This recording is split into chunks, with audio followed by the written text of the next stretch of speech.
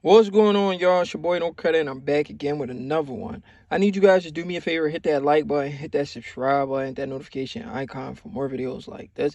That being said, let's get into it. Eddie Hearn keep clout chasing Terence Crawford, keep mentioning Terence Crawford name. Boxing fans keep clout chasing Terence Crawford, keep mentioning Terence Crawford name. Jaron Ennis attached his name to Bud Crawford with no intentions of fighting Bud. He probably wanted to fight Earl, but he never wanted to fight Bud.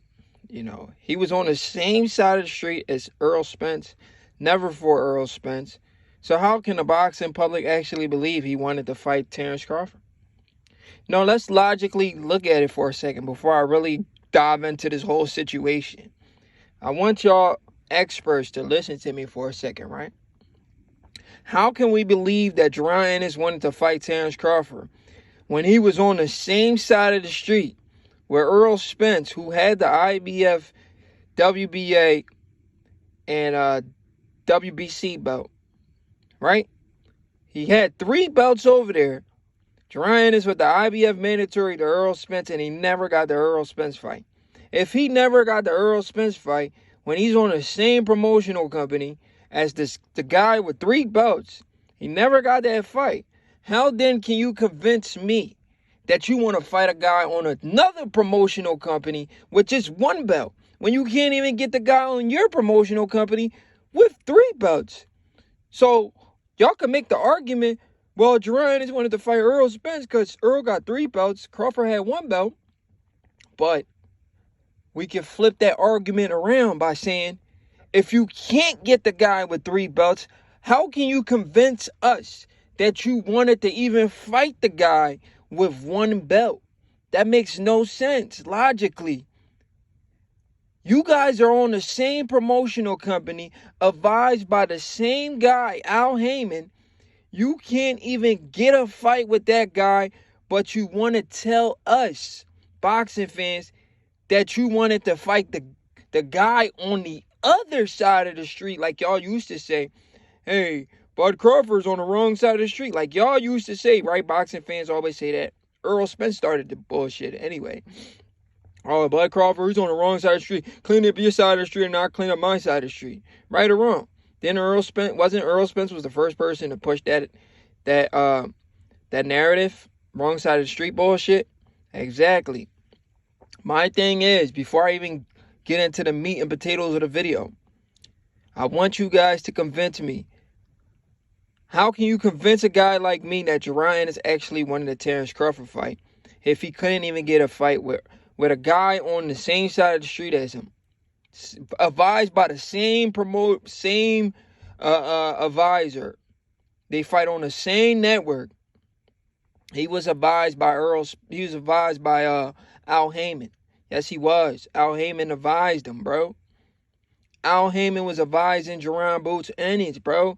Y'all can't keep trying to say, oh no, he was with Cameron Duncan. He was with Cameron Duncan. He wasn't a PBC fighter. He fought on their cards, bro. How you not a PBC fighter? You fighting on these dudes' cards. What is you talking about? Y'all be trying to say everything in the book but the truth. Freak is y'all talking about? Stop playing on the internet, bro. And stick to the facts, bro.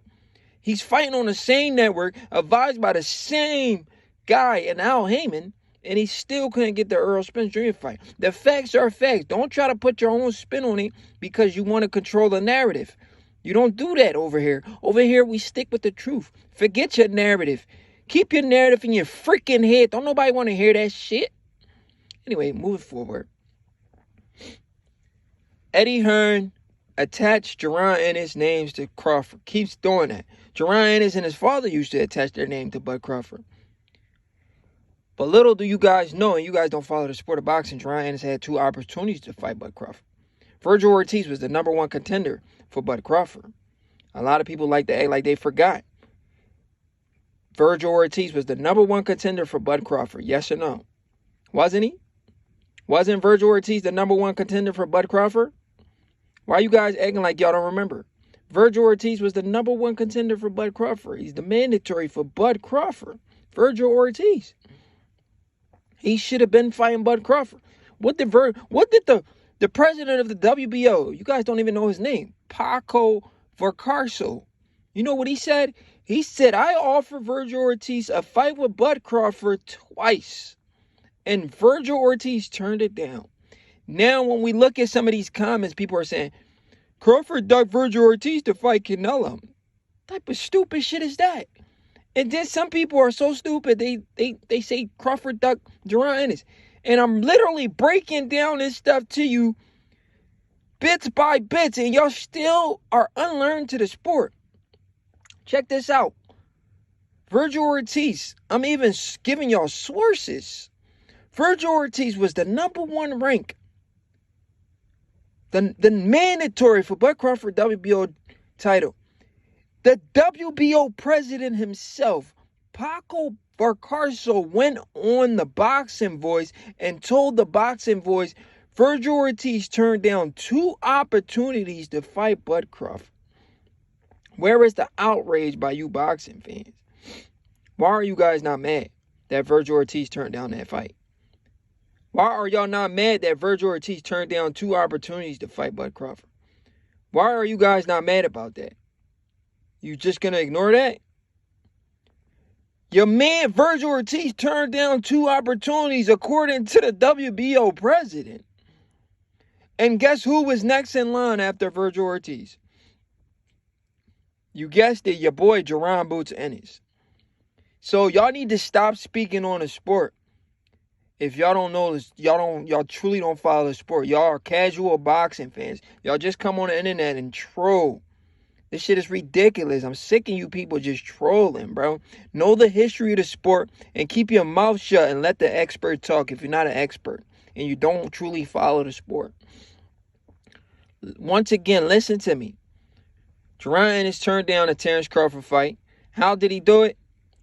Since the #1 guy, Virgil Ortiz, didn't want to fight, he's the #2. He's the next guy in line for a world title. What did he do? What did Jaron Ennis do? Can somebody answer the question? No, you can't answer the question because you don't follow the sport, you casual fangirl. Jaron Ennis fought Karen Chuka-Hodson for interim title. An interim IBF title. Instead of fighting Bud Crawford for his WBO title. He fought Karen, a guy nobody ever heard of. Instead of enforcing and filing a petition for Crawford WBO belt, if he really wanted that belt, he went and fought Karen Chuka-Hodson. And then after the Karen fight, he filed a petition for Earl Spence. So he filed a petition for Earl Spence, but never filed a petition for Crawford. But you know what's crazy about that situation? He filed a petition for Earl Spence when Earl Spence agreed to fight Crawford. Why didn't you file a petition for Earl Spence when Earl Spence didn't have a fight? You waited until this guy was signed to fight Crawford, then you filed a petition. Why don't you people tell the truth when y'all speak on boxing? Why do y'all lie so much? And then Jaron Ennis turned down another opportunity to fight Bud Crawford. Bud Crawford and BLK Prime reached out to Team Ennis and said, hey, we want to make Crawford versus Ennis. What did Team Ennis and Steven Espinoza say? Ennis can't fight over there. Crawford has to come to Showtime to fight Ennis on Showtime. How are you, the B side, the D side, the E side, get to even run your freaking mouth to say you got to come over here to my network to fight me when I'm the freaking champion, the bigger draw, the multi-million-dollar fighter, the guy that's putting paydays in everybody's pocket? How are you trying to dictate that? You see the arrogance that I talked about in the last video about Jaron Ennis having arrogance? You're trying to tell the #1 pound-for-pound fighter in the world, Terence Crawford, to come fight you on your network when he's the one who went out of his way to offer you a fight on BLK Prime. And you said, no, I'm not fighting over there. You come fight me over here. Who the freak are you to make any demands, you freaking... Yo, what's up with this guy, Jaron Ennis? You see the arrogance I be talking about? Who the freak are you to even open your mouth to even talk back to a guy like Bud Crawford? Don't even talk back to this guy. Seriously, don't even talk back to this guy. You pissing me off, bro. The fact that he even talked back, he should have just kept his mouth shut and said, all right, I'll fight you on BLK Prime. If he truly wanted that fight, he never wanted that fight. It is what it is. Moving forward. He attached his name to this man and had no interest in fighting this man. But I'm here to tell you guys today, if Jaron Ennis was ever going to fight Bud Crawford, if that fight was ever going to materialize, you Jaron Ennis fans was going to be crying like the Earl Spence Jr. fans. I'm telling you right now. Bud Crawford would have retired that man young. Hurt him. We see Jaron Ennis get hit with some big shots, bro. Big shots. If Bud Crawford clips him just one time, and we know everybody Jaron Ennis has been fighting are not the best finishers in boxing. Who's the best finisher in boxing? Bud Crawford. Jaron Ennis versus Bud Crawford would have looked like Stephen, and I don't want to be disrespectful because I love Stephen Fulton from the city. I grew up with him in the gym. It would have looked like Stephen Fulton versus Naoya Inoue. That's how Crawford versus Ennis would have played out. Stephen Fulton versus Inoue, Crawford versus Jaron Ennis. The exact similar situation. A one-sided domination. And I don't want to disrespect Fulton because I love the guy. Maybe he'll do better in a rematch, but I don't think he beats Inoue. Inoue is a special talent. That's how Crawford and Ennis will look. That's the perfect way to sum it up.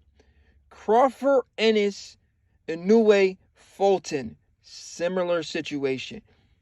2 pound-for-pound elite level fighters.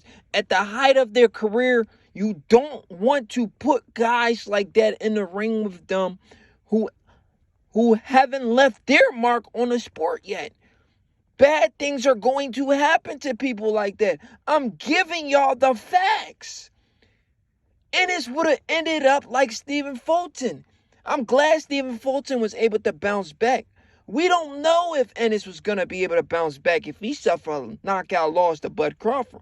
So if you're an Ennis fan, you should be happy that Ennis never fought Bud Crawford. I'm telling y'all now, y'all should be thankful that Crawford versus Ennis never happened. If that fight would have happened, your boy Ennis would have never been the same. I'm telling you, people.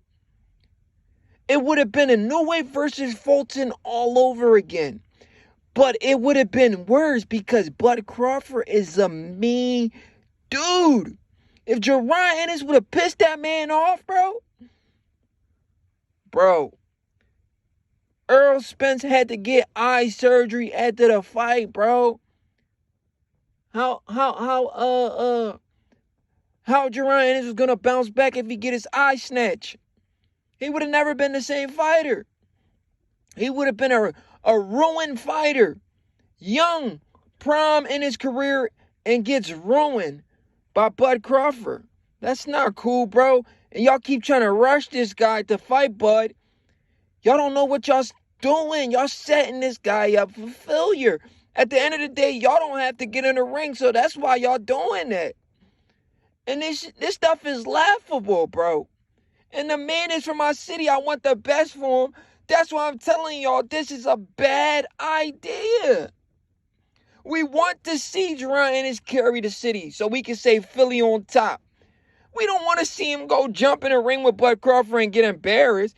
The memes from Philly, everybody from Philly going to turn their back on him. We all going trolling. Y'all know I'm going to be the number one guy trolling him. Y'all don't want that to happen. I'm trying to tell y'all. It's your boy, no credit, man. Take my advice. Stop mentioning Bud Crawford. That's a different type of animal, bruh. Different type of animal.